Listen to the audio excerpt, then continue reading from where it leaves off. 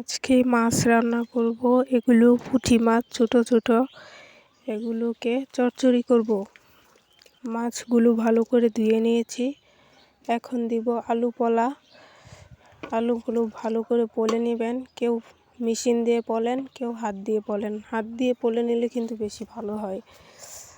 তরকারিটা যে কোনো তরকারি হাত দিয়ে পলবেন তত ভালো হবে।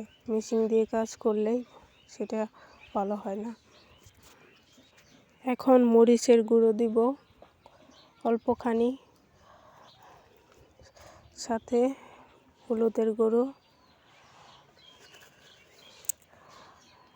লবণ দিব স্বাদ মতো।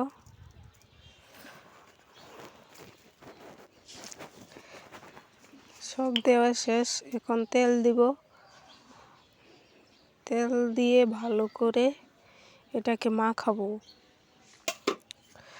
এখন দিব মরিচ রয়েছে, এগুলো মরিচ দিব। ভালো করে ধুয়ে পরে এগুলাকে কেটে দিতে হয়। আগে কেটে ধুইলে পরে এটার ঝাল কমে যায় এবং এটার গন্ধটা থাকে না। তাই এটাকে এভাবে ভালো করে সুন্দর করে মাখিয়ে নেব। যত মাখাবে তত তরকারিটা খেতে ভালো লাগবে। মাখানো শেষ।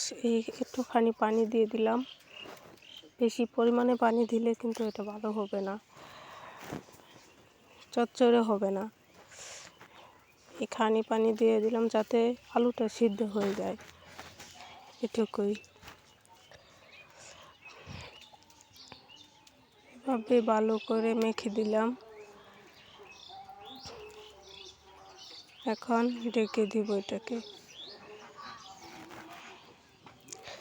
এই দেখেন প্রায় হয়ে গেছে, আর অল্পখানি পানি আছে, শুকিয়ে যাবে। বেশি দেরি লাগে না, অল্পতেই হয়ে যায় তাড়াতাড়ি। এই তো হয়ে গেছে আমার।